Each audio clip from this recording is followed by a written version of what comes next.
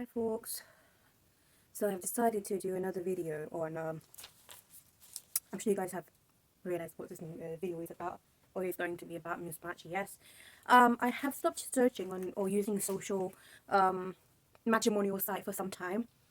The reason I don't want to mention it, so I felt like I need to start searching again. So again, I have reactivated my account on Muzmatch and on another app as well, which I'm gonna make a completely different video on. So yeah, so let me get started. Let me just say first of all, it's like, when I reactivated my account on Muzmatch, oh my god, I was like literally shaking. I was like, oh my god, not again. um Not again. Like, I don't know, for some reason I feel like something is like pulling me back, like, no, don't go on it, don't go on it. So I bet a lot of you gonna have a question in your mind, like, okay, so why are you so like, why are you on it? Why are you searching on it if you're not into it? Like, if you don't want to. The question is, for me, like a person like me, it gets hard to find a husband, someone, to get married to. It's really hard to find a, how do I say it? What do we call a candidate? Let's just say a candidate for marriage. It's hard to find it for a person like me who doesn't have a, like, I have a social life, but my social life is within a group of circle, I'd say. So I don't go outside the circle. So I have a particular circle which is my social life is in at the moment, and it's been there for like so long. So it's really hard for me to get out of that circle and find someone, a candidate for marriage, um other than that, I'm a very responsible person. Like, I have other responsibilities as well, so I do not have time to go on. What are other options to find a candidate for marriage? Family gathering, through your families, or word of mouth. That's how a lot of people have met, like through your friends and stuff like that. I am not a friendly, like, I am a friendly person, but I do not have that many friends. So if only, like, I have like few, like I can count. Sorry, my cat is right sitting, like, he's like lying on the ground, so I'm just like looking at that so that I don't step on him. So yeah, it gets really hard. So the other option is like to find someone at workplace, or maybe the places that you go to, which is obviously hard, especially in London. I don't know other countries, but in London everyone is on the go, so nobody has time to waste. So just imagine, you can find someone on the street. That had happened in the past. I'm sure it's still happening, but it's very rare, and it's not for all, it's not for every personality. Like I say, for some it's okay. Like, it's easier to find someone on the street, like, you click, you kind of like see them, and you find out, oh my god, I really want this person, like that happens. But for not all personalities, like, I wouldn't really say that this happened to me, or this with me. I feel a lot of men do find me unapproachable. So I don't know what it is really, but I can't, like, I know that people do get attracted. Like, I don't. I personally, one thing I'd say that I attract a wrong, like a weird, like, it's not. I'm sorry to say that, but I attract a total type of men who I don't find attractive. So it's really hard. And secondly, if I do know that a lot of people do find me attractive, like on the street you can see, but they don't approach me, maybe because, and I heard that a lot of time, maybe because they feel that I'm very, as in, like, I'm very, very, like, aggressive, or maybe I might get offended. Apparently I do look scary. I don't know why someone said to me that I look scary. That's why they didn't want to approach me. And they got scared. But I don't know if it's with me or whatever. But I don't scare people away. Trust me. And it's not like I'm gonna eat you if you come and approach me. But no, it's not like that. But it hasn't happened, so probably it isn't mean to not people. Maybe I do look. I do give that scary vibe. I don't know. uh, so for me, for definitely finding someone on the street, it's not gonna work. I know that. So obviously the only option is social media or matrimonial sites. Social media, not really. Again, I don't get people like approaching me. I do get people do hit on me, but they don't. An approachable way they approach someone, a girl, okay, for marriage, or maybe to get to know them. I don't get them, because I have had approaches. Not gonna lie, but they were more like time wasters, not so serious, not too serious, type of people approaching me, which are like completely red flag for me, because one or two I fell for it, and then I realized, oh my god, they're complete time waste. I am not into that. So it's best for me to keep away from them type of people, because at the end of the day it hurt me and it waste my time. And obviously I do get emotionally connected to people. I don't when I do, I really do, and it hurts me. And obviously that is best not to happen. um so yes, the only two options are social media through people, acquaintances, people who I know, or a matrimonial site. So that's the reason why I'm actually starting to look to find a candidate for marriage. Candidate, I say, because seriously, I cannot give them a name until I feel that okay, that is a person I want to settle down in life and spend my whole entire life with. Um, until I had that feeling for them, I'd say I'll give them a name, but I'll say my other half, or maybe someone I liked, or maybe someone I'm talking to, whatsoever. But at the moment, candidate, they are all. It is hard. Like I said, a year ago, it was hard, but it was a bit different using social matrimonial site. But I guess it's getting harder and harder. I will talk about some points here which I have looked into when I was looking previously for a candidate. But then again, I will keep in mind that I am looking for these aspects. So obviously, I don't want to waste anyone's time. I don't want anyone to waste my time. So obviously, if red flag to look for in men, we're choosing a partner for marriage.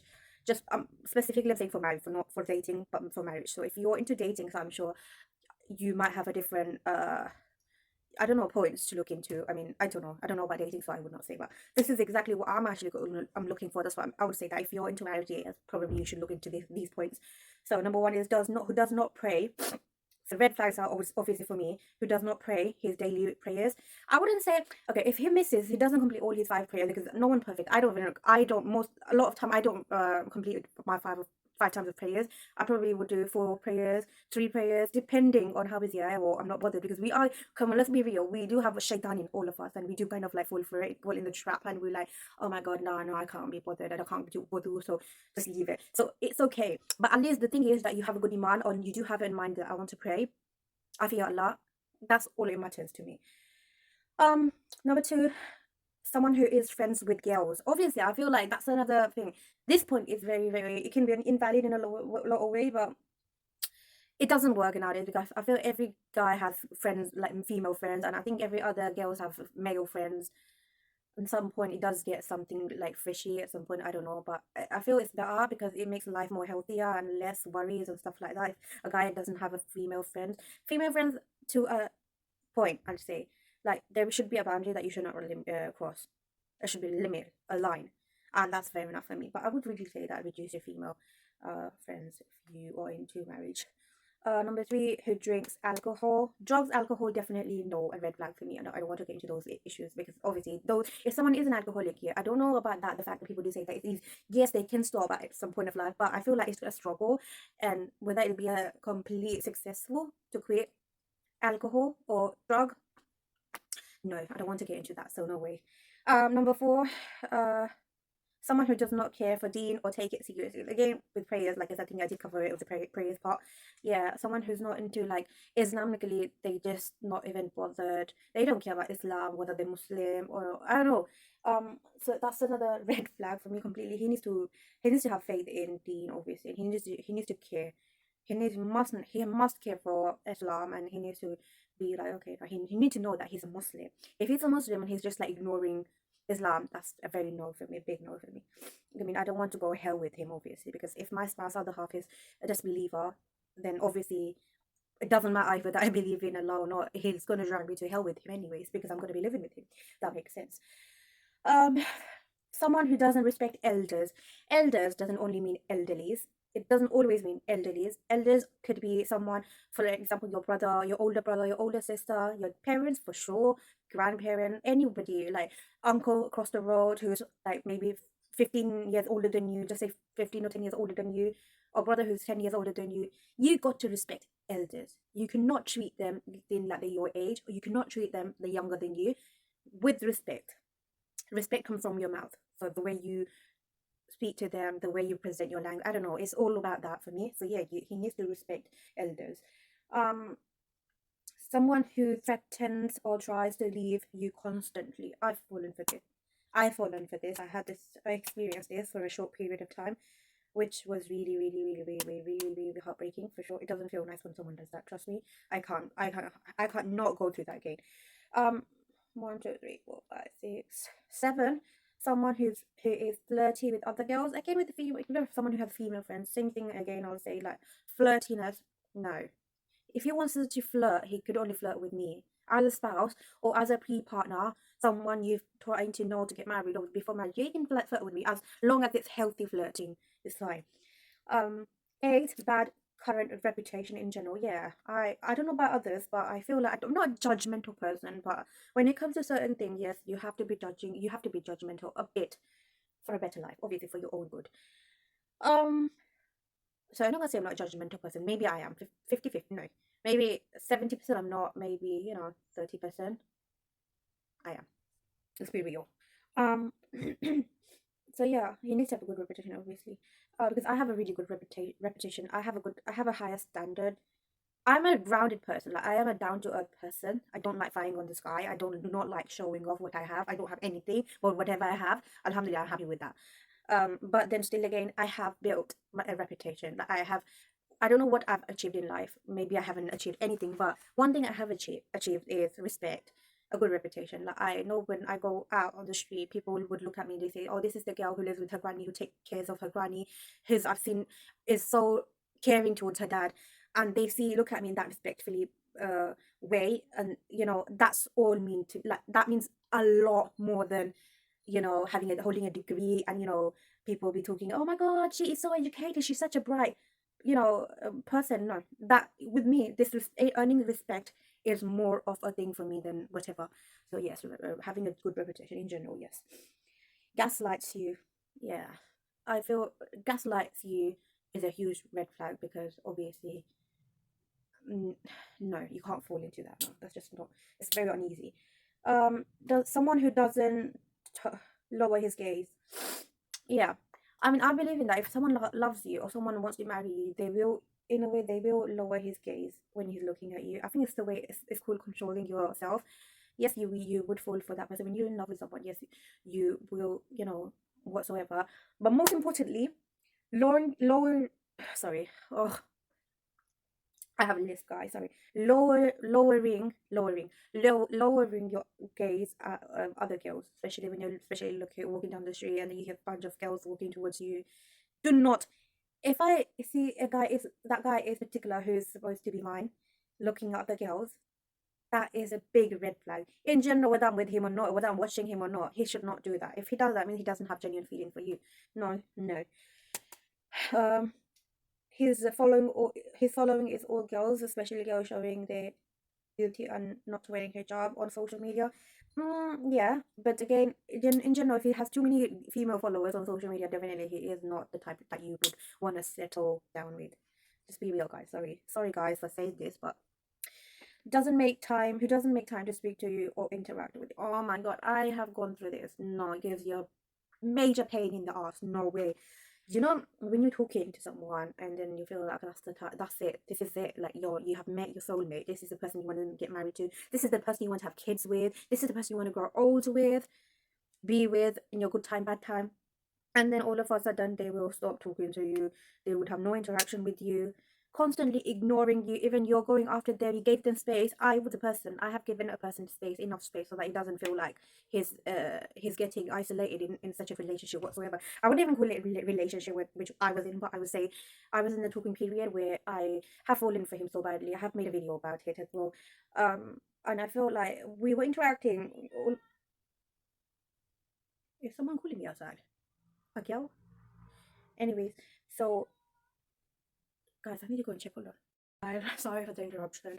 Some of some lady was looking for a cat, Amira, and I thought, because I had one of my neighbor's cat in my house, Jasmine. I thought that's Amira, that's her original name, because Jasmine, I named them.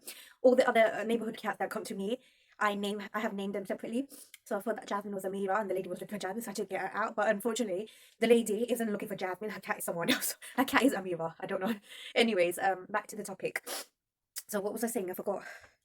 Yeah, so I have been through that. So, and it's a very recent, like, it has happened to me again and again with the same particular person. Like, not gonna lie, I really, really, really liked him to a point where I was dreaming to get in to settle down with him. ASAP. I was literally dreaming, planning everything. But there's a saying that do not plan anything, and it's true. Do not plan anything. Just wait for the right time to come, because obviously Allah is the planner and he has planned something for everyone. When the right time comes, some will see it early in their life, but others might see it later. With me, I'm seeing it much, or I haven't seen it yet. So I'm sure Allah's plan, it's still there to, to come to me. So all I have to do is wait, I guess. I should not plan. So the only mistake I did, probably, maybe that's why Allah is naraz with me. Maybe Allah is not happy with me because I dared to plan my future with someone. Maybe it was not supposed to happen and I planned it. So I feel that, okay, I feel guilty now because it wasn't meant to be like that, but I did it knowing that Allah's plan might be something else. Do you get it? I haven't done any sin, I guess, but because I have kept myself in the boundary, alhamdulillah. But I guess, you emotionally get connected to someone, you talk to them, share your feelings with them. Having a feeling for someone is not in ourselves, like we can't control our feelings. If you're an emotional person, you will have feelings. If you're a non-emotional person, you still will have feelings, but emotional person, who they kind of like, it's just a bit too much for to us to handle, hold back. So I guess I probably, that's what Allah is probably unhappy with me, because I planned something. Maybe it's not what it was according to him. So, but anyways, may Allah forgive me for that. But yeah, so I guess yeah. So someone who make, like I said, what did I say?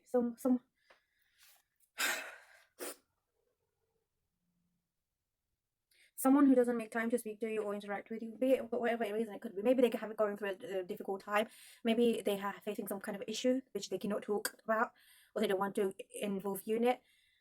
Fair enough. But then again, you don't need to tell. But at least I feel like you are responsible to, you have a responsibility to, if someone is falling for you and you're getting to know each other, both sides, not just one sided, so both sides, you do have a responsibility to at least, don't explain to that person anything, don't have to explain to me why are you not talking, but at least text me and say, hi there, I'm sorry, but I'm going through a difficult time at the moment, so I won't be talking to you for some time, give me some time. Just say that. I'm not a person that I go crazy about it, oh my god, but at least I will know that, okay, this is what's happening, this is what you're going through. But if a person is not even explaining to you, or I guess it's just the wrong person, you can't be with that person, pretty sure. For marriage, no, no, no. Obviously there are more red flags, somewhat, I have personally, but these are like, I feel these are like different. They're just like, I'm just gonna read it out. More includes like not treating you with respect, someone who uses swear language or vulgar language, behaves rude when they're interacting with you. Definitely not a person, because obviously respect is a major part of, in marriage. So if you don't have respect to begin with before even you're getting to marriage, then obviously, from there it's just gonna get worse. You won't get any respect. So respecting both, and I'm not gonna say that. I'm not just saying that he has to respect me. I also need to respect him. So, and the respect ain't there, so it's not gonna happen. It's not gonna be there at all. So yeah. So guys, I'm sorry for blubbering. I know this video is gonna be too long. I will try to. I'm gonna speed it up so that it's a bit more shorter than how it is. Anyways, I will see you in my next video, and thank you for watching again. And yeah, please hit the like, subscribe button. I need more subscribers, to be fair. I'm not gonna lie, and I'm not joking, guys. Seriously, I'm not shy to say that I need more subscribers. I want my channel to grow. At the moment I've only got 24 subscribers, which is like, well, then alhamdulillah, it's better than having 0 subscribers at some point. But I really want more subscribers, okay? So please, please, please subscribe to my channel. You don't have to give a thumbs up, or if you don't like it whatsoever. You have to watch it, just subscribe. Guys, I am being a bit greedy now, but yeah, subscribe to my channel. Thank you very much for watching me. Bye.